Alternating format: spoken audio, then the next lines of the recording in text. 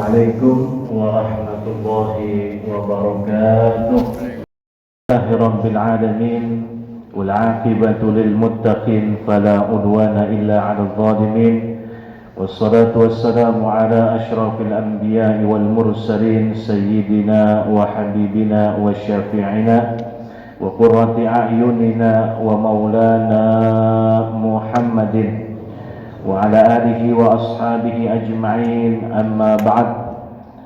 Pertama-tama yang kami muliakan, kami hormati Ketua DKM Masjid Nurul Ikhlas Bapak Rahmat Darmawan, segenap jajaran para pengurus, para dewan asatid, para hadirin jamaah, Bapak Ibu yang dimuliakan oleh Allah Subhanahu wa ta'ala.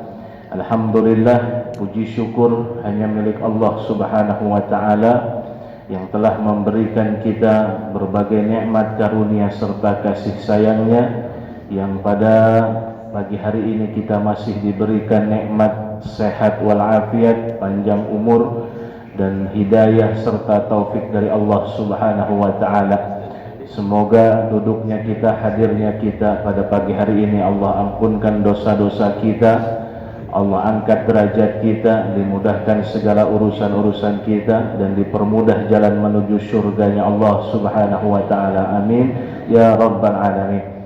Para hadirin jamaah sekalian, sebelum kita memulai, mari sama-sama kita membaca suratul Fatihah yang kita niatkan untuk dibukakan pintu kepahaman, dijadikan ilmu yang kita dapat, ilmu yang bermanfaat, ilmu maslahat dunia wal akhirat. على هذه النية ولكل نية صالحة إلى حضرة النبي المصطفى محمد صلى الله عليه وسلم، ثم إلى أرواح آبائه وإخوانه من الأنبياء والمرسلين والصحابة والقرابة والتابعين وجميع العلماء العاملين والقراء والمفسرين والفقهاء المحدثين والصوفية تعالى أجمعين، أن الله يتغشاهم بالرحمة والمغفرة، خصوصا مؤلف هذا الكتاب الإمام محمد بن محمد الغزالي والإمام أحمد بن محمد الغزالي، أن الله يتغشاهم بالرحمة والمغفرة ويعيد علينا من بركاتهم وأسرارهم وأنوارهم وعلومهم ونفعاتهم في الدين والدنيا والآخرة بسر أسرار الفاتحة. أعوذ بالله من الشيطان الرجيم. بسم الله الرحمن الرحيم. الحمد لله رب العالمين الرحمن الرحيم مالك يوم الدين إياك نعبد وإياك نستعين اهدنا الصراط المستقيم صراط الذين أنعمت عليهم غير المغضوب عليهم ولا الضالين آمين. يا رب بالمصطفى بلغ مقاصدنا واغفر لنا ما مضى يا واسع الكرم. يا رب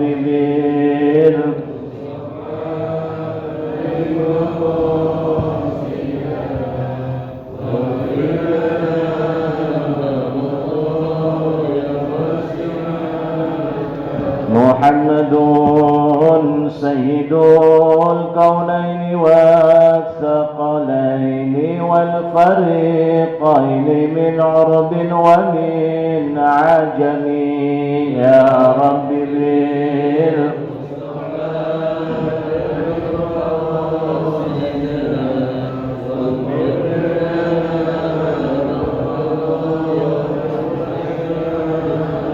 يا أكرم الخلق ما لمن ألوذ به سواك عند حلول الحادث العمم. يا رب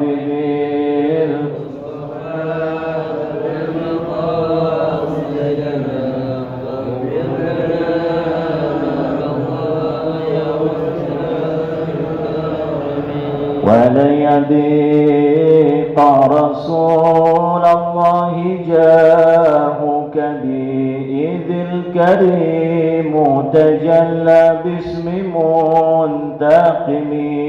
يا رب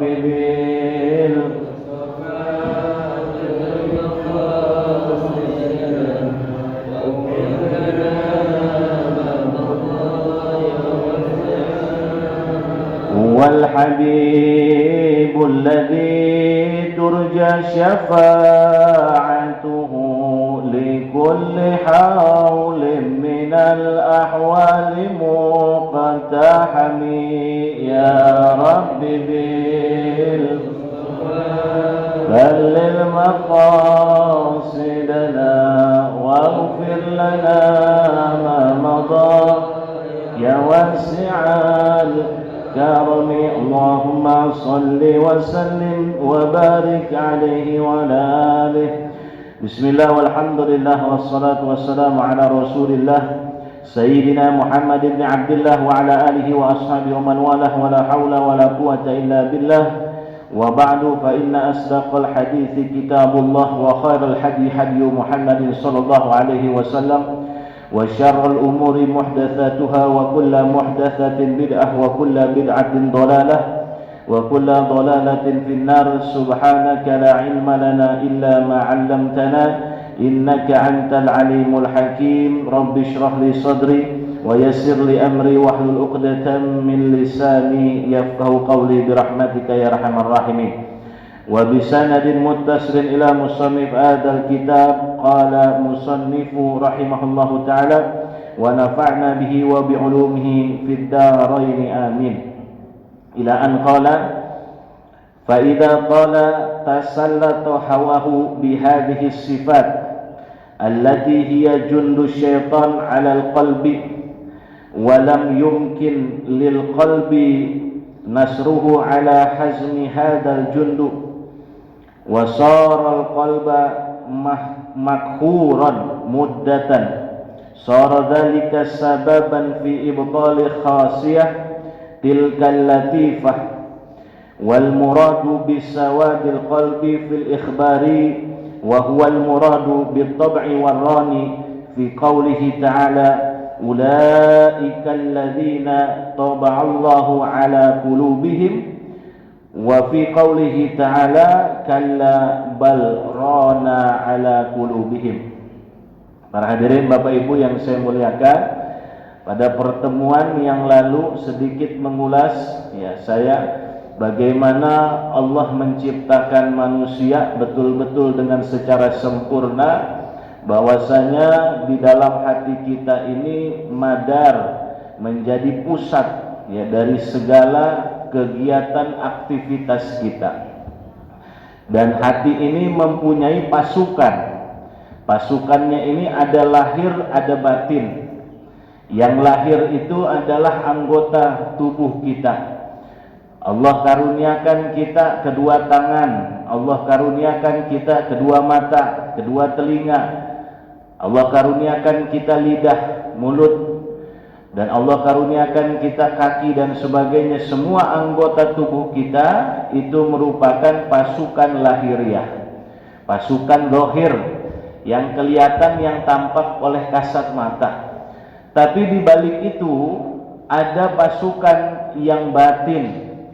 Ya, sesungguhnya cara bekerja hati itu sebelum tangan ini bergerak, mata ini memandang, telinga ini mendengar, ada satu proses, Pak. Ya, yang mana itu hanya terdapat pada manusia. Apa pasukan lahir? Pasukan lahir tadi itu, kemudian pasukan batin ya, yang tidak bisa dilihat dengan kasat mata ada 3. Ini ulasan sedikit untuk mengulang karena nanti akan berkesinambung kelanjutan. Pertama disebut dengan keinginan ya, iradah. Kedua disebut dengan qudrah ya, kekuatan ya, kemampuan. Yang ketiga disebut dengan mudrik atau menelaah, mempelajari, bisa mengambil kesimpulan ya. Jadi sebelum tangan ini bergerak maka ada keinginan ya, keinginan. Nah ini juga bagian daripada pasukan hati. Keinginan itu pasukan kalbu ya. Kalau kita bilang, kalau dalam bahasa kita, dalam bahasa tasawuf itu kalbu. Pasukan kalbu itu hati menggerakkan dulu bahwa kita tuh berkeinginan ya. Contoh mengambil pulpen Maka pertama itu dalam hati sudah terpancar rasanya pengen ngambil pulpen. Nah kemudian ada power, ada kemampuan, kekuatan, mulai tangan bergerak mengambil pulpen itu. Kan ada Pak, orang yang punya keinginan tapi nggak mau ngambil, ada itu ya, ada. Kayak kita acara-acara itu, acara maulid, acara Isra Mi'raj, kata panitia, Pak Bu ambil aja udah, bungkus aja bungkus. Dalam hati mah pengen, tapi tangan nggak mau bergerak, betul nggak? Malu, kadang-kadang begitu. Padahal dalam hati pengen, aduh pengen banget itu bungkus buat anak, ya, pengen banget itu bungkus buat rumah, ya. Misalkan, misal, ya, ada panitia kurban, ya, kemarin kan baru kurban Bu ya, ya, betul nggak Bu kurban di sini? Betul. Kata panitia, nih Bu ada kupon, ya. Padahal dalam hatinya pengen Pak, cuman tangan enggan untuk ngambil kupon itu, malu karena gengsi lah atau apalah. Itu artinya keinginan ada tapi kekuatan dia nggak mau lakuin. Ini yang terjadi nih dalam hidup kita nih, keseharian kita nih. Itu cara bergerak hati itu Bapak Ibu. Ya. Jadi terkadang ada sesuatu yang kita inginkan tapi kita nggak mau bergerak. Pengen jadi orang baik, pengen doang, tapi nggak mau gerakin kakinya, datang ke masjid, ke musola. Ada nggak yang begitu?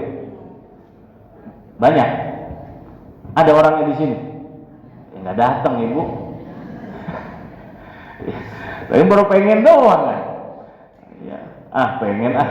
Pengen usia 40 mah berubah, ya kan? Pengen usia nanti nih umur sekian, pengen rajin ke masjid. Tapi nggak gerak-gerak kakinya Pak. Berarti kekuatan powernya itu nggak dilakuin sama dia, nggak dimanfaatin itu kekuatan powernya itu. Ya. Jadi dia baru hanya melakukan pasukan hati, pasukan kalbu yang dia pakai itu baru satu, apa? Keinginan, berkeinginan. Ya. Tetapi ada pasukan yang abstrak yang lainnya, itu yang disebut dengan kudroh, kemampuan, kekuatan tidak dipakai oleh dia. Sekarang gimana pasukan lahiriah mau bergerak kalau pasukan batiniah belum bergerak? Nggak bisa Pak. Ya. Pasukan lahiriah, tangan, kaki, mata, telinga, itu semua pasukan yang bisa kita lihat dengan mata kepala. Lahiriah itu namanya, zahir. Nggak akan bisa bergerak Pak. Bu, kalau kita tidak mau menggunakan kekuatan kudroh tadi itu, power tadi itu. Nah, sedangkan power ini nggak bisa dilihat pakai kasat mata, tapi bisa dirasakan sama kita. Tadi contohnya yang saya kasih itu. Pengen sholat 5 waktu, nanti jangan bolong-bolong lagi. Nggak taunya pas lagi adzan nggak mau, kakinya itu bergerak ke kamar mandi buat wudu. Hati mah kepengen. Saya pernah sering dengar orang begitu, ngomong begitu. Padahal masa pengen banget ngaji, pengen doang, iya. Tapi kekuatan powernya nggak dimanfaatkan sama dia, tidak digunakan sama dia. Ya, padahal tinggal melangkah saja. Sedangkan kaki, tangan, mata, telinga semua tidak akan bisa, tidak akan hidup bahasanya, tidak akan bergerak kalau powernya, kudrohnya tidak digunakan. Ya. Kemudian yang ketiga itu ada kekuatan yang disebut dengan pasukan kolbu, namanya mudrik, ya, yaitu adalah menelaah, meneliti, menyimpulkan, mempelajari. Oh iya, berarti kalau kita ke masjid berarti berat memang, cuman harus dilakukan. Mulai itu menelaah.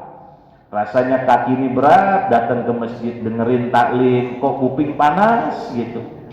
Ya. Iya, kalau dengerin gosipan kan 2 jam tenang Bu ya. Ya. Dengerin kita gosipan itu resep gitu ya. Jadi biasanya kalau dengerin omongan orang itu, apalagi lagi ngomongin orang gitu, itu 2 jam itu resep Pak. Ya, betul nggak Pak? Waktu itu nggak berasa, pas lagi lihat jam, ya Allah, udah jam 9, nggak terasa ya. Orang lagi ngomongin orang nggak terasa, betul nggak? Coba kalau lagi taklim, Padahal 45 menit ini sampai isyraq. Kok lama bener ini bunyi-bunyi bel itu? Nggak bunyi-bunyi itu bel itu. Nah, ini kuping ya menelaah, ya, menelaah, mempelajari. Itulah yang disebut pasukan kalbu. Kok bisa Pak Ustadz kuping kita begitu? Karena pasukan-pasukan yang batiniah tadi itu sudah tercemar Bapak Ibu. Ya. Tercemar dengan apa? Dengan nafsu. Jadi di belakang 3 pasukan ini ada 2 nih. 2 konektor yang paling penting ini. Ini ibarat main listrik Pak, ini paralel ini Pak.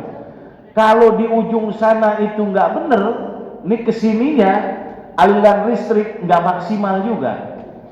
Jadi kalau ada jalur, ada kabel yang salah di ujungnya, di pusatnya, maka nanti outputnya ke sana akan juga salah.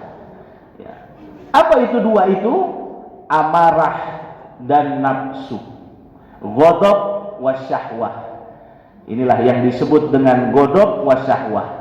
Di belakang 3 pasukan tadi, keinginan, kekuatan, dan menelaah, mempelajari sesuatu. Ya, di belakang ini ada 2. Enaknya sebenarnya kalau ngaji begini pakai papan tulis. Jadi kelihatan ada ilustrasinya gitu Pak Rosid. Ya. Jadi kalau saya tulis misalkan di sini kalbu. Nah, kalbu itu jalan. Nyalur ke arah amarah dan ghadab.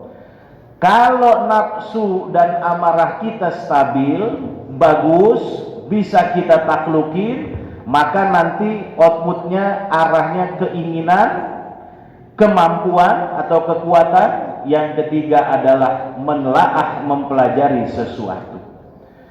Nah, jadi kalau nafsunya sudah takluk, ya, maka apa yang diinginkan itu selalu hal yang baik untuk dirinya dunia akhirat. Pasti yang dipikirkan oleh dirinya adalah tentang kebaikan, bukan ngikutin nafsunya. Setelah keinginannya itu berupa kebaikan, maka dia akan gunakan power itu, kekuatan itu, dengan dia gerakkan tangan dia gerakkan telinganya, dia gerakkan kakinya untuk kebaikan. Makanya kalau di dalam kajian ini diterangkan bahwa orang yang masih mengikuti nafsunya, ya, otomatis kan outputnya itu adalah anggota tubuh nih Pak Bu. Ya, jadi masih sering bermaksiat ketimbang daripada taat. Ya. Ada ya? Papan tulisnya ada ya? Ada siapa? Oh ya Allah. Tulisnya ada ya. Alhamdulillah. Hah? Alhamdulillah. Ya. Siap. Sini aja, sini. Oh ini mah kelihatan semua ini.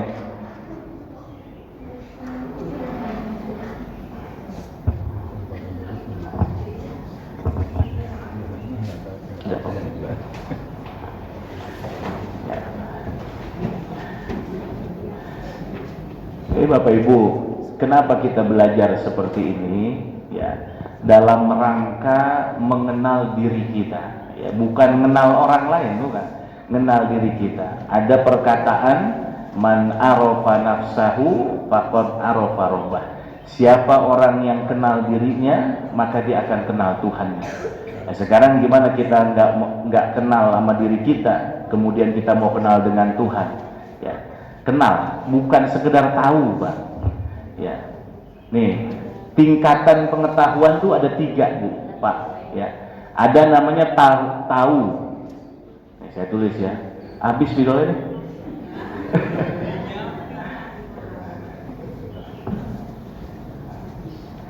Habis videonya.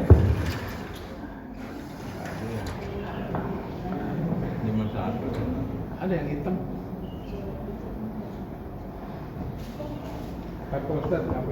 Hah? Oh iya.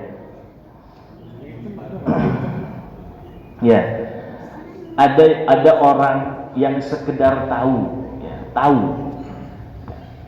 Naik tingkatan yang lebih dalam, ya, ngerti. Di atas tahu itu ngerti, ya. Setelah ngerti baru mengenal. Tapi kalau kita nih rata-rata nih, kita ini baru tahu doang, ya, tahu Allah, tahu, ngerti Allah, ngerti cara kerja Allah, ngerti sifat Allah. Nggak ngerti, Pak. Kalau ngerti nggak mungkin kita dikasih musibah teriak, ya. Itu namanya af'al, namanya cara kerja Allah, ya, perbuatan Allah, ya. Af'al. Nggak mungkin kita dikasih sesuatu yang nggak enak ngeluh, nggak mungkin. Kalau kita ngerti cara kerja Allah, ya. Kemudian nggak mungkin ketika kita dikasih sesuatu yang nikmat lupa, ya. Karena yang namanya kenikmatan itu nggak selalu kebaikan, Pak, buat kita. Kan ayatnya jelas. Asa an takrahu syai'an wa huwa khairul lakum wa asa an tuhibbu syai'an wa huwa syarrul lakum. Boleh jadi kamu itu suka sama sesuatu, menginginkan sesuatu itu, padahal sesuatu itu buruk buat dirimu. Dan boleh jadi kamu itu benci sama dia, benci sama akan sesuatu itu, tapi kebencian itu sesuatu tersebut baik untukmu. Contoh Bapak Ibu, ini kita belajar mengerti bagaimana perilaku Allah kepada makhluknya, ya. Contoh, kalau kita dikasih kenikmatan sama Allah Subhanahu wa Ta'ala, contoh kecil aja, kecil saja, makan enak, ya. Paling-paling kita itu bisa bersyukur cuman ngucap alhamdulillah, paling-paling itu, ya, alhamdulillah, paling begitu. Dikasih makan enak, ya, ini contoh kecil aja, contoh kecil, nggak usah bicara rumah baru, mobil baru, nggak usah, ya, kendaraan baru, ya, istri baru, nggak usah, ya. Makan, ya, makan di Padang Simpang 3 enak, ya, enak, makan. Pas lagi makan paling-paling banter kita bisa ingat sama Allah, ingat sama Allahnya nih, alhamdulillah ya Allah enak banget, paling begitu. Tapi kalau dikasih kesulitan, lapar, dibalik, Pak, lapar ini, nggak ada yang ngasih makan, pokoknya lapar, melilit ini perut, kira-kira ingat sama Allahnya lebih meresep mana itu? Ya Allah sakit banget ini perut, itu benar-benar meresep, Pak, ya. Makanya terkadang kesulitan kita itu, Bu, kesusahan yang Allah berikan sama kita itu lebih dapat menggiring kita ingat sama Allah ketimbang daripada kenikmatan. Makanya pantas, Pak, Bu, kita ini model kayak kita nih masih sering dikasih kesulitan sama Allah, lebih sering dikasih kesusahan sama Allah. Kenapa? Sebab dengan kesusahan itu Allah masih dengar jeritan kita. Coba kalau dikasih kenikmatan, tadi saya bilang paling-paling banter kita ngucapin cuman alhamdulillah, itu doang. Alhamdulillahnya kan ngucapin nggak ngeresep banget. Iya, makasih, Pak. Alhamdulillahnya kurang meresep. Sekarang saya tanya nih, Pak, kalau lagi lapar sama lagi kenyang, itu kira-kira ingat sama Allahnya lebih kuatan mana? Lebih kuatan mana? Lagi lah, ngucapnya gimana? Ngucap lagi lapar itu, ya Allah, ya Allah, bener-bener ngeresep banget itu, ngomongnya itu kayaknya jeritan tangisannya itu luar biasa. Tapi kalau udah tahap ini, alhamdulillah, cuman begitu doang, ya. Artinya kita itu masih pantas diberikan susah sama Allah. Karena kadang kesusahan itu yang membuat diri kita makin dekat sama Allah, malah yang kenikmatan itu bikin kita lupa sama Allah. Ya, nih saya kasih contoh. Tadi ya, ada tahu ya, tahu. Ya. Di bawahnya apa? Mengerti. Di bawahnya lagi apa? Mengenal. Ini 3 tahap ini, Bu. Orang tahu belum tentu ngerti. Orang ngerti belum tentu tapi kalau udah kenal, ya udah pasti ngerti, pasti tahu. Ya. Makanya kalau ditanya tahu, Allah tahu, ngerti cara Allah bekerja, belum tentu. Taunya Allah Maha Rahman, Maha Rahim, padahal Rahman Allah, Rahim Allah itu dengan segalanya, ya, perbuatan Allah yang Allah inginkan, tapi Allah Maha Jabar, Allah Maha Qahar. Baru nanti kita kenal. Bagaimana bisa mengenal ini?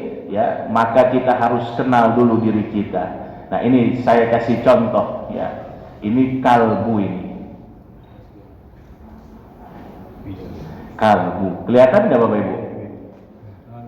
Nah, kalbu berjalan. Ya, pancarannya ya, pancaran kalbu. Kalbu itu hati kita ya.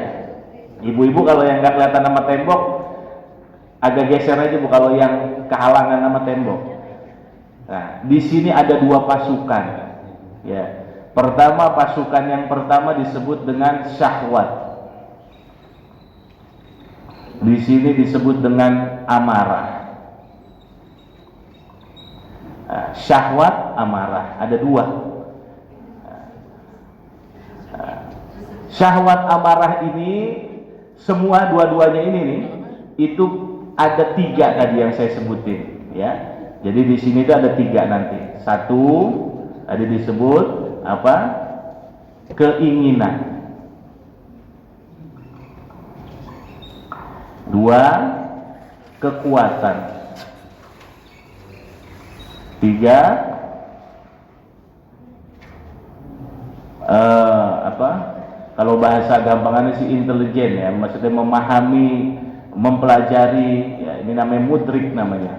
Ini menelaah. Nah, menelaah, keinginan, kekuatan, menelaah. Ya, ini ada 3 nih. Nah, kalau sebelum sampai ke sini, ini kan jalur nih. Ini ke sini, ini ke sini.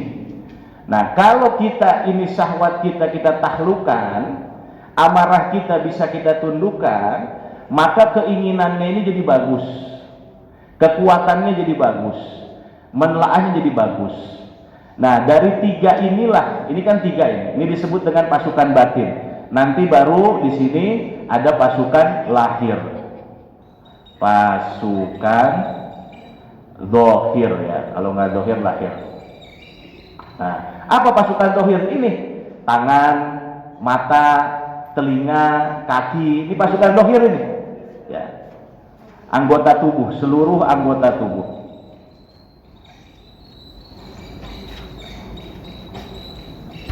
Nah, pasukan dohir termasuk pikiran, ya, otak kita tuh, ya, pasukan dohir. Makanya 3 ini harus diselesaikan dulu nih. Ini 1, ini berarti 2, ya, ini ke sini, ini 3 ini. Nah, yang kata Nabi bilang, idza soluhat soluhas sairuh. Kalau baik hatinya, maka ini akan baik seluruhnya. Ini kita semua akan baik. Kenapa? Ini hatinya sudah baik. Yang disebutkan nama Imam Ghazali apa? Hati itu seperti cahaya, ya, lampu pancaran. Nah, dia kan memancar ke sini Pak. Nih, ke syahwat sama ke amarah. Nah, amarah syahwat ini kalau bisa kita tundukkan, taklukkan, keinginannya jadi bagus, kekuatannya jadi bagus, ya.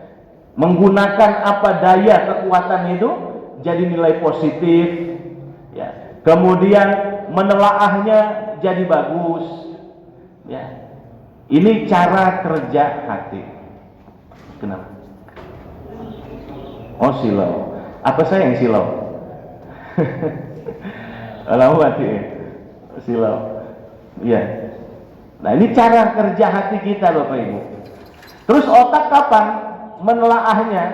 Nah, setelah, nah tadi makanya saya bilang, dari kalbu mulai muncul nih syahwat amarah ini tergantung, Yang dikatakan nama Nabi, kalau kita bisa melawan diri kita, maka menaklukkan, itulah yang disebut dengan jihadul akbar, jihad yang paling besar.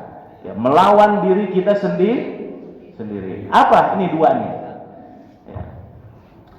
Kalau tadi kita sholat subuh Bapak Ibu, sujud sama Allah Subhanahu Wa Taala, berarti kita tunduk, fisik kita tunduk sama Allah. Nah, tapi kalau kita masih tunduk sama syahwat, nih sama syahwat, sama amarah, berarti fisiknya saja yang sujud, tapi hatinya belum sujud sama Allah. Makanya perintah Allah Subhanahu Wa Taala itu dalam firman-Nya, apa namanya, hafidhu ala sholawati wassolatil wusta wa qumu lillahi qanitin. Ada firman Allah itu, hafidhu, jagalah oleh kalian sholawat, 5 sholat, 5 waktu, jaga baik-baik kata Allah. Wassolatul wusta, dan sholat yang tengah. Apa yang tengah itu?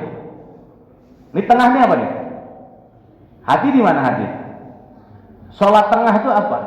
Kata ulama tafsir, ini kalau ulama tafsir, dalam tafsirnya Imam Ibnu Katsir dikatakan sholatul wusta itu sholat asar Pak Ustaz. Betul, sholat asar. Tetapi kata ulama Imam Fakhrul Razi itu ya, dalam tafsir Imam Fakhrul Razi, yang disebut sholat wusta itu adalah ini, hati kita.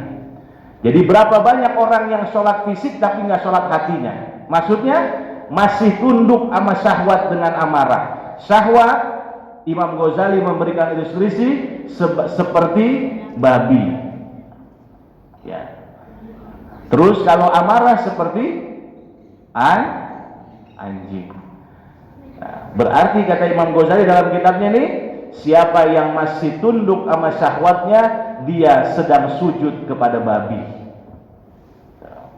Maka siapa yang tunduk sama amarahnya, masih ngikutin aja amarah, emosi mulu, maka dia sedang sujud hatinya dengan naudzubillah min. Makanya dalam Al-Quran dikatakan ulaika kal an'am, mereka itu seperti binatang. Orang yang masih tunduk sama amarah, sama nafsu itu Pak, maka kayak binatang. Ulaika kal an'am balhum adol, mereka bahkan lebih sesat. Loh, manusia kok tunduk sama hewan? Bapak Ibu kira-kira Bu ya, depan kita ada anjing terus kita sujud, pantas nggak begitu? Ya, kan nggak pantas.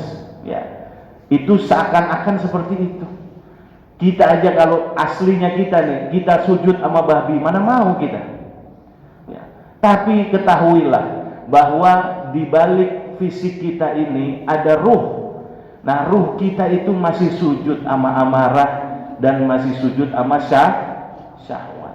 Ya, makanya jangan sampai kita itu terlalu terbelenggu, hati kita itu, ruh kita terlalu terbelenggu. Apa kata Imam Ghazali? Fa idza tala sallatu hawahu, kalau terus-terusan begitu maka terbelenggu, ya, hawanya itu terbelenggu. Ya, jadi ruh kita itu terbelenggu. Bihadhi sifat, nah terbelenggu dengan ini Pak, ya, jadi aliran itu nggak lancar Pak. Ini kalau ini menguasai ini Pak, nih seharusnya kan ini menguasai ini Pak, ya.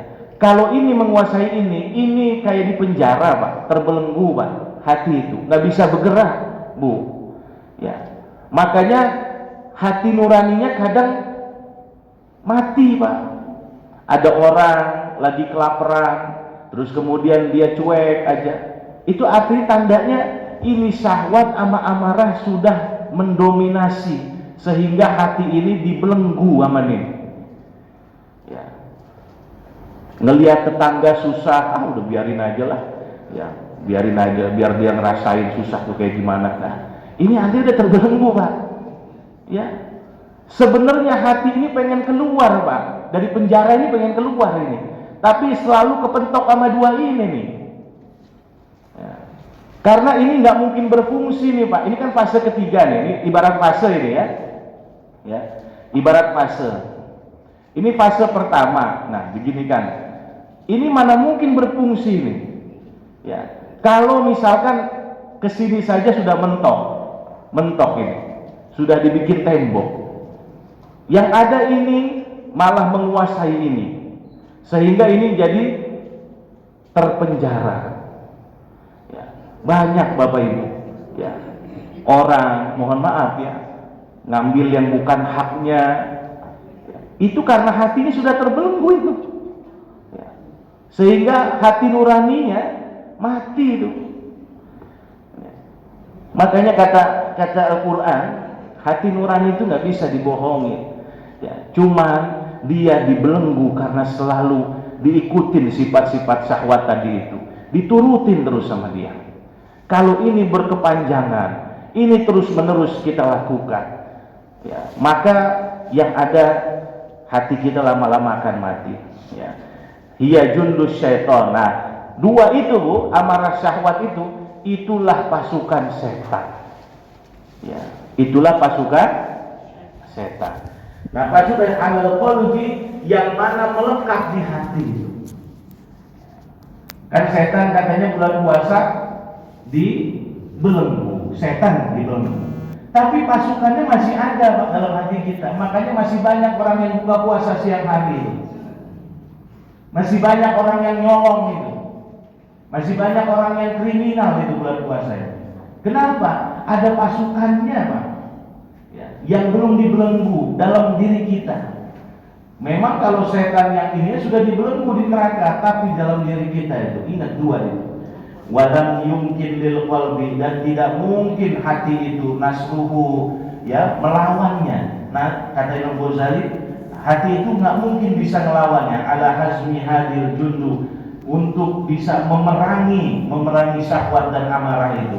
Wasorol qalbu makhuran, dan hati menjadi terbelenggu, ya, mudatan beberapa saat. Solo dalika sababan, dan inilah yang membuat menjadi sebab fi ibtali khasiyah, ya, tilkal latifah, di mana hati itu latifah, tadi hati yang disebut dengan kalbu tidak berfungsi.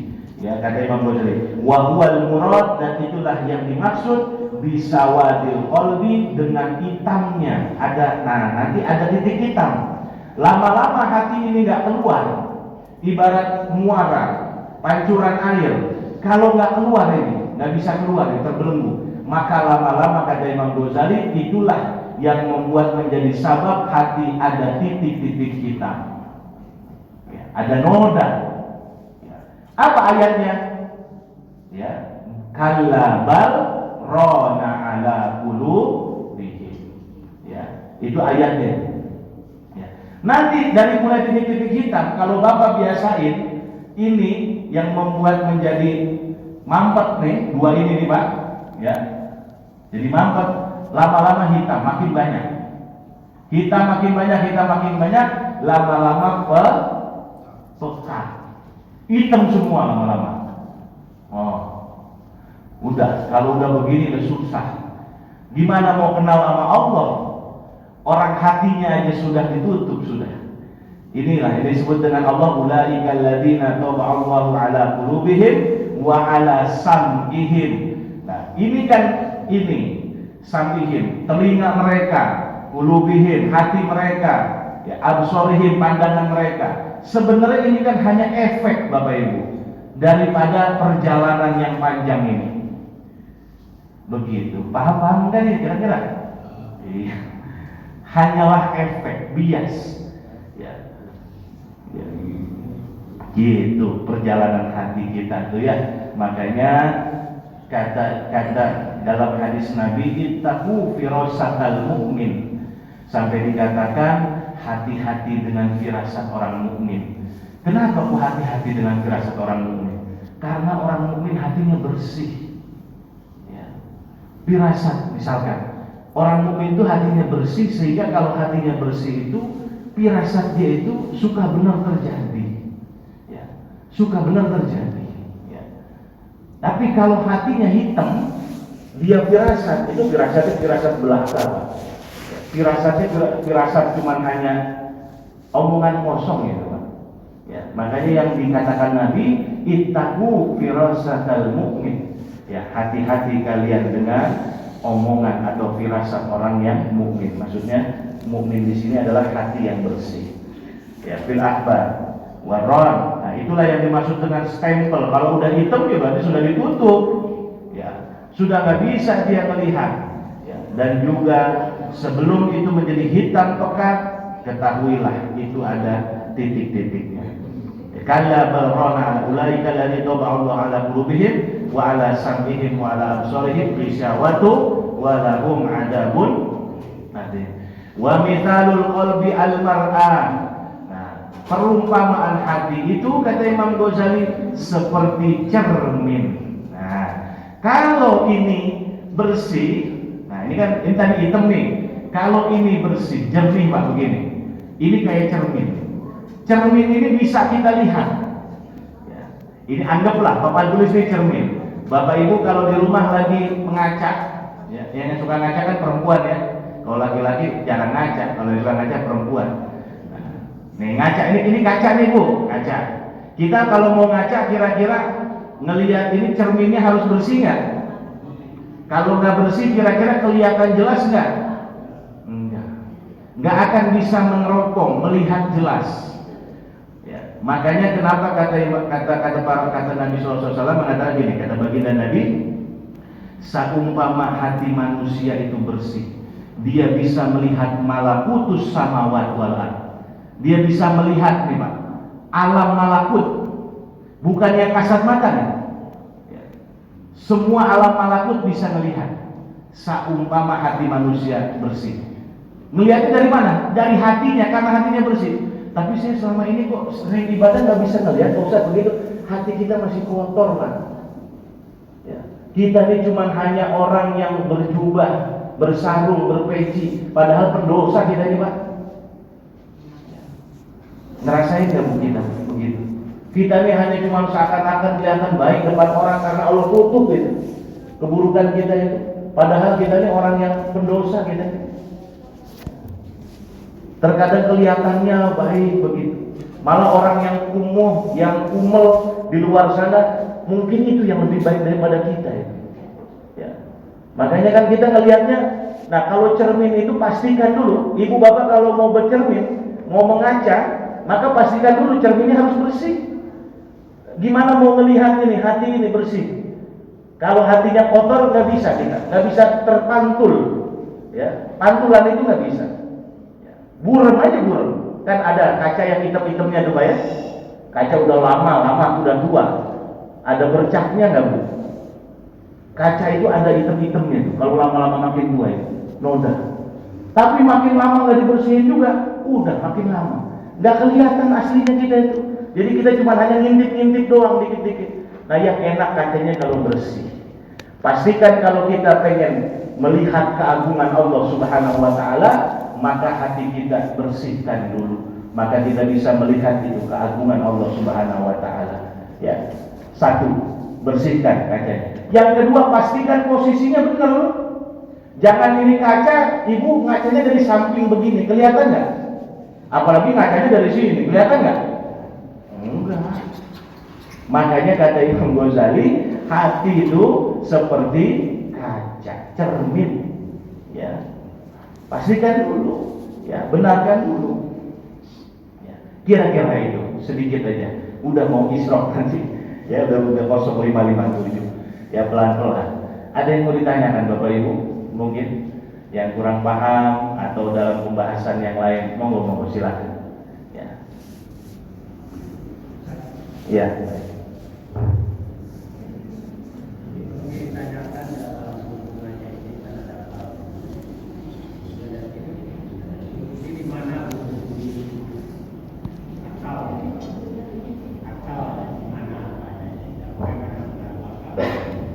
Ya, akal pembahasannya di sini, Pak. Ya. Akal atau otak Ya, akal atau otak itu dimang, ya. Kalau bahasa ini dimang. Jadi setelah ini, sebelum nyampe ke sini, ya, sebenarnya di sini ada pembahasan. Ya. Ini namanya disebut dengan dimang, nah, atau bahasanya akal. Ya, di sini nih Pak, fasenya Pak. Setelah keinginan, kekuatan, menelaah, mempelajari, baru pindah ke sini dimang. Nah nanti di dimang ini ada 5 fase ya Bapak Ibu. Saya pengen ngejelasin panjang lebar sebenarnya, cuman waktunya Ya, waktunya. Nanti di sini ada 5 fase di sini. Jadi 5 fase baru nanti ke sini. Gitu. Itulah urutannya. Urutan kerja hati kita. Makanya dikatakan dalam Quran, afahum qulubun la yaqiluna biha. Allah enggak katakan apakah manusia itu punya akal yang enggak dipakai, bukan. Tapi yang Allah katakan afahum qulubun, apakah mereka punya hati yang tidak pernah berpikir. Kapan hati bisa berpikir itu? Yaqilun itu berpikir, berakal. Ya, padahal akal posisinya di sini akal. Ya. Afahum qulubun yaqiluna biha. Nah, nanti kalau disebut dengan afala tatadzakkarun di sini, Pak, baru. Afala tatafakkarun di sini. Apakah kalian enggak ingat? Apakah kalian enggak berpikir? Afala yaqilun baru di sini. Tapi ada satu ayat yang mengatakan ahum qulubun la yaqiluna biha.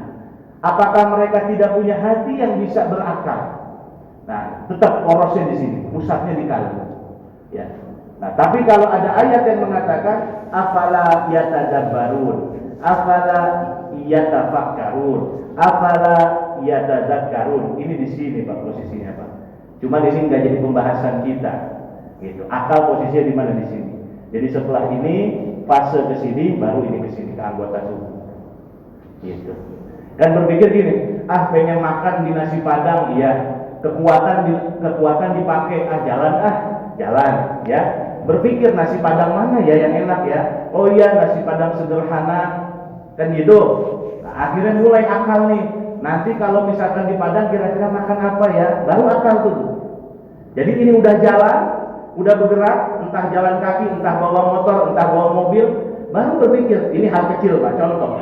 Ya, baru berpikir, nanti makan tunjang aja dah, enggak dah, makan dendeng batokok aja dah. Ya, mikir itu baru berpikir. Sudah mulai ada daya khoyali, namanya daya fantasi itu Pak. Oh kalau tunjang tuh kayak begini gitu. Tapi di otak itu Pak. Nanti nambahnya pakai itu aja deh, pakai dendeng, makannya pakai tunjang awalnya, nanti kalau nambah pakai dendeng. Ini sudah ada daya fantasi Pak. Ya. Padahal belum nyampe di depan mata, belum duduk di tukang nasi padang, belum. Makanya kalau duduk di nasi padang itu Pak gratis. Betul nggak? Betul, duduk doang gratis. Iya. Kalau makan baru Pak. Ya, begitu Pak. Itu tadi Pak ya. Nanti Pak Insya Allah ya pelan-pelan. Kalau mau ngejelasin tentang akal, ya tentang akal. Baik, ada yang mau tanya lain Bapak Ibu? Tapi bisa dimengerti Pak ya? Ya, gitu.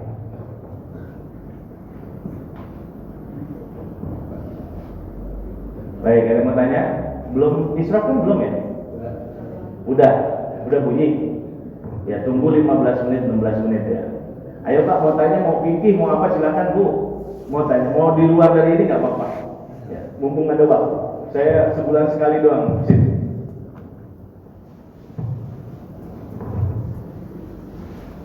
Siapa nanya? Siapa yang nanya?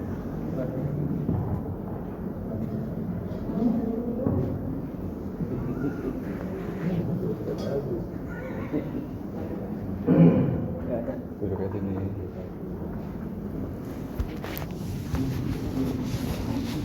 Ini nanya?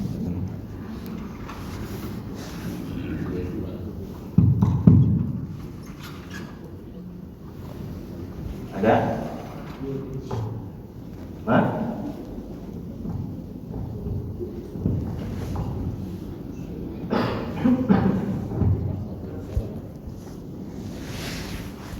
Assalamualaikum Pak Ustaz.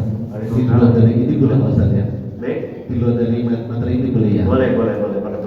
Saya mau tanya masalah air mustaqbal Pak Ustaz. Katanya air yang sudah kita pakai wudhu, kemudian pada saat kita ngambil wudhu lagi netes ke tangan kita pakai wudhu, jadi tidak sah itu Pak Ustaz. Benar nggak Pak Ustaz? Baik. Jadi bisa minta tolong hapusin dulu deh. Tolong hapusin. Jadi Bapak Ibu, di dalam fikih itu kita sebelum menggunakan air buat bersuci harusnya kita mengenal tentang air. Ya, Jadi air yang seperti apa yang bisa kita pakai untuk bersuci, wudu, mandi junub dan sebagainya. Karena air itu ada air yang suci mensucikan, suci tidak mensucikan, air ada yang najis, ada yang mutanajis, 4. Ya. Saya tulis nih, Bapak Ibu, biar paham. Enaknya gitu kalau ada papan tulis jadi terilustrasi, begitu kan ya? Kalau enggak ya enggak, susah. Dengerin saya yang ada ngantuk. Ya. 1, air suci mensucikan. 2, suci tidak mensucikan.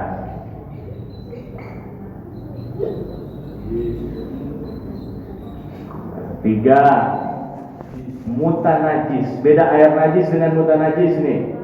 Ini mutanajis. Mutanajis itu artinya terkena najis. Jadi air bersih nih, suci nih. Cuman karena dikit ada kotoran masuk, akhirnya jadi mutanajis. Namanya air. Yang keempat, air najis. Najis itu seperti apa? Air kencing najis. Itu bukan mutanajis, Pak. Emang sudah airnya sudah najis gitu. Nanah, ya, kan najis itu. Ya. Jadi suci mensucikan, suci tidak mensucikan, mutanajis. Air suci kena najis namanya mutanajis. Nah, yang kita bahas mana? Yang di pertanyaan Pak Ketua, air suci tidak mensucikan. Jadi suci tidak bisa mensucikan. Ada berapa suci tidak bisa mensucikan?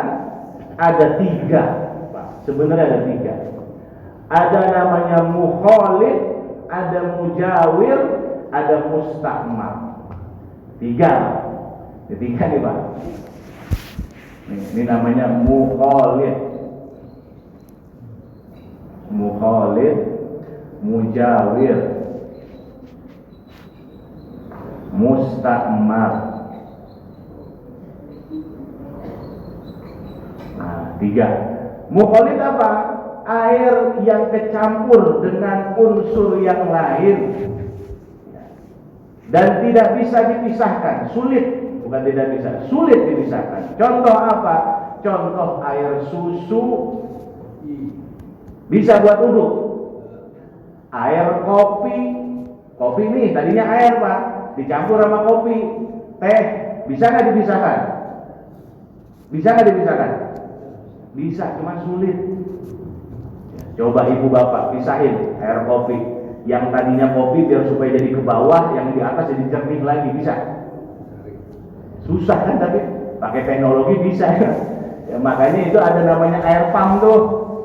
Ya, air pump tuh, tapi kalau sudah bisa dipisahkan betul-betul, bisa lagi dia mensucikan. Nah, kalau mujawir, ya sebenarnya masih bisa itu dipisahkan, masih bisa. Ya, cuman memang sulitnya nggak kayak mukhalid. Contoh air kena lumut, air nih, ya ada di bak kena lumut, kecampur tuh debu, tanah, nah, itu kan namanya mujawir. Nah, mustakmal itu ada 2 mustakmal itu. Mustakmal yang disebut dengan kurang 2 ulah, ya, kurang 2 ulah berarti ya. Nah, ini lebih besar dari 2 ulah. Ya. Kalau kurang dari 2 ulah, maka tidak boleh dipakai lagi bersuci. Berarti dia suci tidak mensuci. Tapi kalau lebih besar dari 2 ulah, ini bak, Pak. Gede nih bak nih, segede masjid ini. Pakai wudu sama kita. Air jatuh lagi di situ, nggak apa-apa.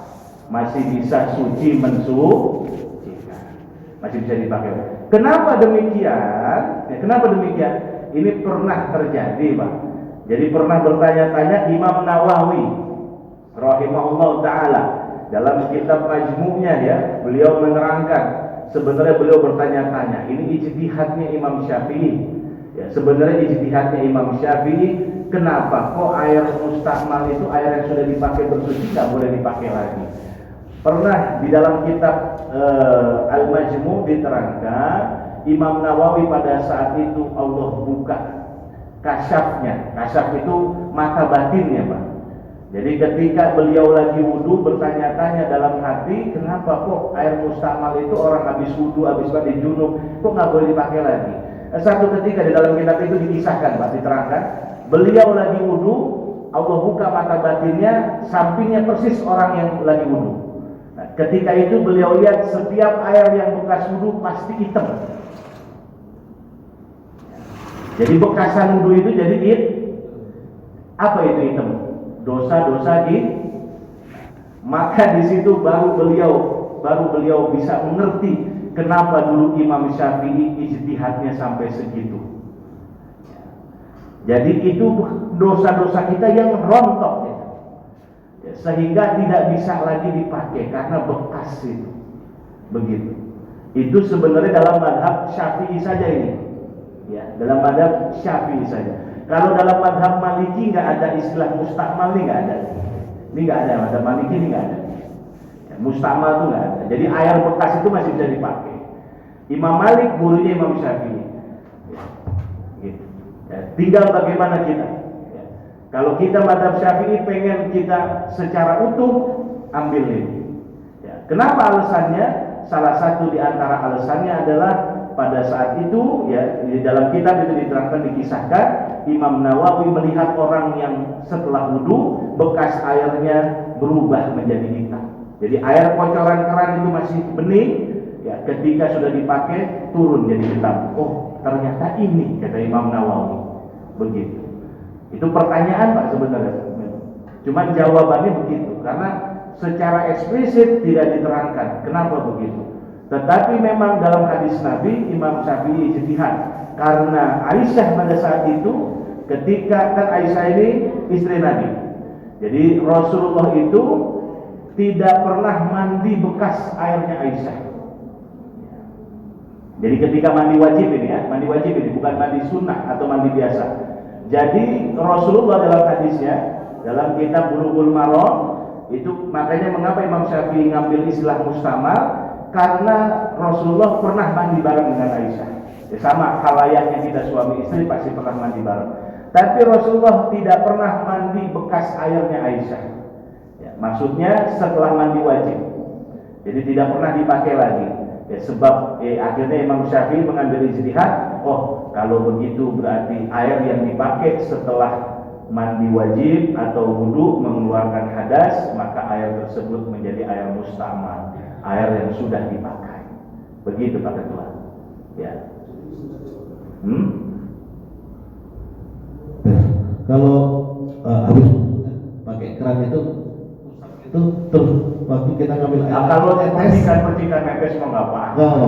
Nggak apa-apa percikan nepes. Gitu. Nggak apa-apa. Ini kan kalau misalkan ember di bawah kita, terus kemudian kita wudhu di atasnya, terus semua air jatuh ke ember itu, nah itu baru.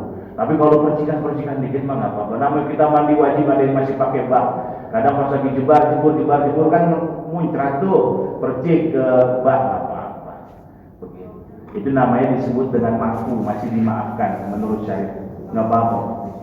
Ya. Tenang Pak Ketua. Sah insya Allah. Ada lagi Pak Bebo. Nah. Kaitannya dengan dua pola ini.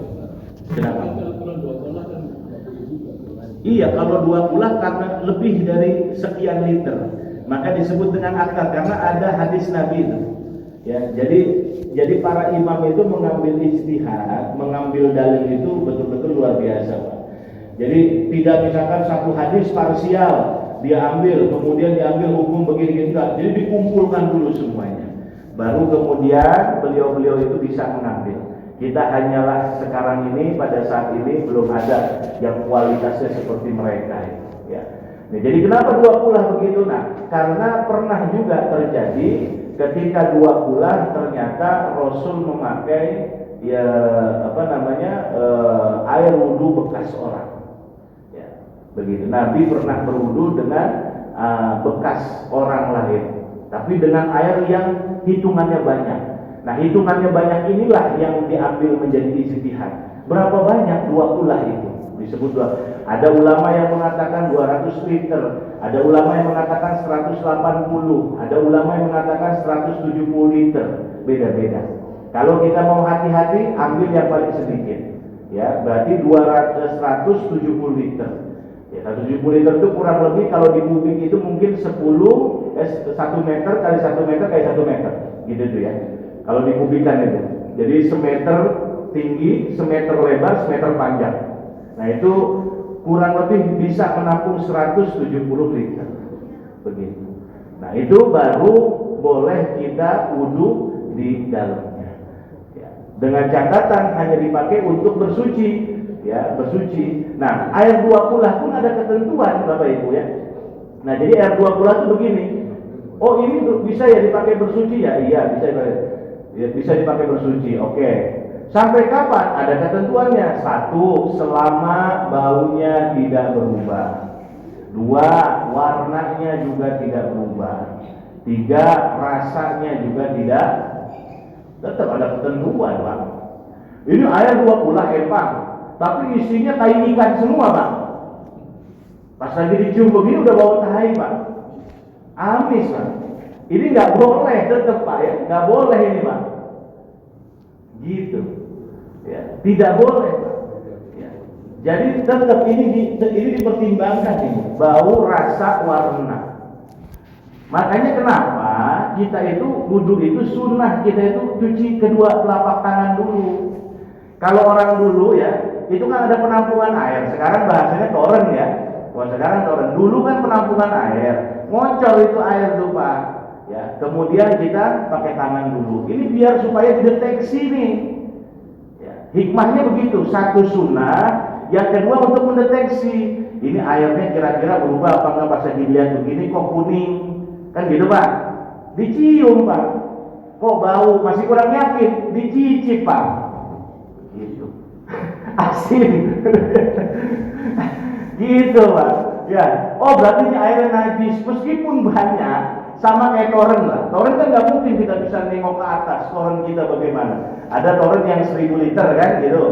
Nggak mungkin kita naik ke atas. Pas lagi kita wudhu, sebelum kita basuh muka, makanya disunahkan untuk mencuci kedua tangan, telapak. Ini dalam rangka apa ini hikmahnya? Mendeteksi air itu. Gitu. Jadi bukan sekedar cuma, wah ini sunnah nih.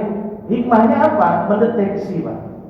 Kalau kira-kira airnya sudah yakin ini, meskipun ditoren sekalipun, takutnya toren masuk tikus. Ayo, tiba-tiba toren misalkan masuk bangke, ternyata airnya merah, loh kok merah? Gitu Pak. Tapi kalau nggak pakai cuci tangan langsung ke muka, kan sayang muka kita. Gitu, ya sayang muka kita. Ada lagi Pak, tanya. Ya, baik. Ya, ada lagi? Ayo Pak. Masa kalau kurang 2 kulah tapi mengalir, boleh nggak? Ya selama rasa bau itu, selama rasa, yang penting rasa bau warna. Ya, mengalir karena mengalir. Ya. Izin Pak Ketua izin mungkin lebih ya ini, nggak apa-apa ya Pak. Baik. Assalamualaikum warahmatullahi wabarakatuh. Waalaikumsalam warahmatullahi wabarakatuh. Izin mungkin tadi pembahasan yang tadi kami sedikit ke penasaran terkait dengan kan bagaimana kita menghindari ada bercak titik-titik tadi. Bagaimana itu mungkin istiqomahnya itu seperti apa. Kemudian kalau sudah bercak itu ada, apalagi menghitam, bagaimana usaha kita untuk bisa membenihkan daerah ini Ustaz? Itu Jadi antisipasi dengan mengobati kan gitu Pak ya? Betul, mengobatinya seperti apa? Nah Ya. terkait hal itu ada pertanyaan tambahan lagi Ustaz. Itu kan internal kita ya, usaha kita ya. Nah kaitan dengan eksternal ini kan gangguan dari jin ya. Artinya salah satunya kontekstualnya di sini kami mengalami kontekstualnya ain Ustaz. Apa? Ain. Ain. Nah itu bahaya yang luar biasa Pak Ustaz. Padahal kita hanya katakanlah contoh sekarang zamannya sosial media, itu kita hanya memposting saja efeknya luar biasa. Padahal orang itu berawal dari hanya kagum saja. Nah itu menghindarinya seperti apa Ustaz? Karena kami jujur mengalami sampai di keluarga kami sempat ruqyah itu sampai mual itu. Apalagi apalagi yang kami nggak tahu apakah itu termasuk ada sihir di situ, karena kami jujur tidak mempercayai tentang sihir setelah Nabi Muhammad itu datang, karena sihir itu kan tertolak, tetapi kok kami merasakan gitu antara percaya dan percaya. Itu menghindari itu seperti apa, karena kami insya Allah mengamalkan al-masurat pagi sore, tapi kan istiqomahnya ini kadang-kadang ada istilahnya seperti kecapean dan sebagainya. Bagaimana menghindari itu dari faktor eksternal yang tadi untuk kita bisa istiqomah di kalau Baik, baik. Pertama, masalah antisipasi. Bagaimana biar hati kita nggak bercak hitam, ya, bertitik hitam. Maka tadi secara tidak langsung adalah jawabannya kita bisa menaklukkan syahwat dan amarah. Tundukkan syahwat dan amarah, maka antisipasi bercak hitam itu tidak akan ada di hati kita. Bercak hitam mulai muncul kalau hati sudah mulai terbelenggu. Nah, hati mulai terbelenggu kalau syahwat dan amarah mendominasi kita, ya, mendewasi jiwa kita ini. Nah, maka taklukkan itu dulu, ya, taklukkan amarah dengan syahwat tadi. Ya, pastikan syahwat kita disalurkan ke arah yang baik sesuai dengan porsinya. Pastikan amarah kita yang bersifatnya manfaat, bukan bersifatnya hanyalah keinginan ego. Ya, ada amarah yang baik, ada amarah yang buruk. Nanti itu pembahasannya nanti, karena ini masih awal-awal. Nah, kemudian bagaimana mengobatinya? Nabi katakan obat hati yang sudah ada bercaknya, hitamnya dan sebagainya hanya dua. Zikrul maut wa zikrullah. Dua, ingat sering kematian. Yang kedua adalah sering-sering ingat dengan Allah, banyak-banyak berzikir. Zikir yang paling manjur, Pak, ya, ini saya ingin menyarankan juga ke semua jamaah adalah kalimat tauhid. Ya, la ilaha illallah. La itu paling manjur, Pak. Ya, itu zikir sudah yang paling ujung, paling puncak. Enggak ada lagi. Ya, untuk bisa menghilangkan karat berkat itu, ya, bercak karat tadi itu dengan kalimat tauhid, ya. Maka Nabi anjurkan kita minimal kita itu sehari itu minimal 12 kali. Minimal 12 kali sehari. Kalau sudah istiqomah tambah 66 kali. Kalau sudah istiqomah tambah 100 kali. Istiqomah tambah lagi 165. Itu zikrul la ilaha illallah luar biasa, ya. Karena di situ sudah ada istighfar, di situ sudah ada penyerahan diri, pokoknya la ilaha illallah. Ya, itu zikir paling puncak. Jadi yang kedua, ingat akan sering-sering kematian. Ya, sering-sering Pak ingat akan kematian. Makanya kita datang ke orang yang meninggal dunia, lewat ada orang ambulan, lewat kuburan, ingat-ingat. Itu yang membuat bercak karat hitam itu hilang. Kata Nabi, setiap yang berkarat ada obatnya, dan hati yang berkarat obatnya cuma dua, zikrullah wa zikrul maut. Kata Nabi, akthiru min dzikri hadhil ladzat. Sering-sering kau ingat apa sesuatu yang memutuskan kamu dari kenikmatan. Kita semuanya nikmat, tiba-tiba mati, putus sudah. Ya, ingat-ingat itu. Ya, ketika kita taat, maka yang memisahkan kita dengan surga hanya mati. Ketika kita maksiat, yang memisahkan kita dengan neraka hanya mati. Kita lagi maksiat nih Pak, lagi melakukan pelanggaran, lagi nyolong uang, lagi maksiat mabok, lagi main ayam, lagi judi. Itu cuma hanya satu Pak yang misahin, mati. Kalau seumpama pada saat itu mati, langsung neraka. Ya. Maka ketaatan juga sama begitu. Kita lagi taat ini sekarang. Ketika lagi melaksanakan taat mati, langsung surga. Jadi penghalang itu antara kita dengan neraka atau kita dengan surga hanya mati saja. Hanya itu. Jadi ingat-ingat terus. Itu yang bikin lama-lama kita itu hidup, ya, bahasanya hati ini menjadi hidup lagi. Mulai ada konek-konek. Itu dua. Yang ketiga, yang terakhir, ya Bapak, kita ini Bapak Ibu, jangan kita ini nggak percaya dengan sihir. Nabi pun terkena sihir. Ya. Bukan berarti dengan adanya Nabi sihir itu sudah tidak manjur. Bukan sihir yang sudah tidak manjur. Setan, iblis, jin nggak bisa melihat sesuatu yang akan datang. Itu saja. Dalam surat Al-Jin dikatakan, tapi masalah sihir, pengaruh yang jahat itu akan terus ada ila yaumil qiyamah. Ya, buktinya Rasulullah masih terkena sihir. Maka sabab nuzul An-Nas Al-Falaq, sebab Rasulullah disihir oleh dukun memakai buhul, dilipat 11 lipatan, 11 tali. Kemudian Rasul merasa tersesat dirinya, turun surat An-Nas dan Al-Falaq. Ya, An-Nas Al-Falaq itu total 11. Ya, maka setiap dibacakan satu persatu ikatan ini terbuka. Ya. Sihir pasti ada, ya. Kan gitu. Wajaa bihi sihru, ya, wala yuflihus sahiru haitsu ata. Zaman Nabi Musa begitu juga. Nah, yang namanya disebutkan dalam Quran ada satu kejadian yang kejadian itu tidak diterangkan secara detail, hanya global, contoh sihir, tapi tidak dijelaskan jenis sihirnya, Pak. Maka kata ulama itu akan terjadi kembali, terulang kembali ila yaumil qiyamah. Ya. Ada cerita kisah sosok, misalkan seseorang tidak disebutkan namanya, maka itu akan terjadi kembali. Orang tersebut akan ada terus menerus ila yaumil qiyamah. Tapi kalau disebutkan namanya, maka itu tidak akan pernah terjadi lagi. Contoh Maryam disebutkan namanya, maka wanita yang sosoknya seperti Maryam tidak akan pernah ada lagi. Hanya satu-satunya sedunia akhirat itu. Jadi setelah nanti sampai ila yaumil qiyamah tidak akan ada yang sesolehah seperti Siti Maryam.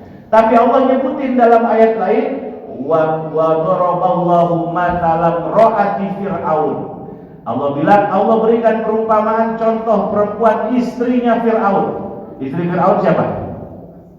Istri Fir'aun siapa? Asia. Tapi nggak disebutin namanya Asia, Pak, di Al-Quran.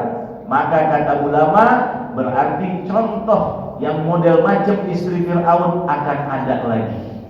Artinya wanita-wanita solehah masih akan ada yang seperti istri Fir'aun. Bagaimana? Diberikan suami yang luar biasa, ujiannya luar biasa. Bu, maka jangan sedih, ya, karena ternyata itu akan terjadi pada diri kita, ya, terus, ya, sampai yaumil qiyamah. Tapi kalau sosok Maryam nggak akan pernah kembali lagi, ya, nggak pernah ada duanya, ya, nggak pernah ada duplikatnya. Tapi kalau istri Fir'aun ada, ya, buktinya masih banyak kisahnya. Suaminya bejat, istrinya solehah, begitu. Ya, jadi kalau sihir disebutkan dalam Al-Quran tapi tidak detail, ya, maka sihir itu akan terus terjadi, ya, sihir itu sampai ila yaumil qiyamah. Maka kita mohon sama Allah Subhanahu wa taala dijauhkan itu. Bagaimana caranya?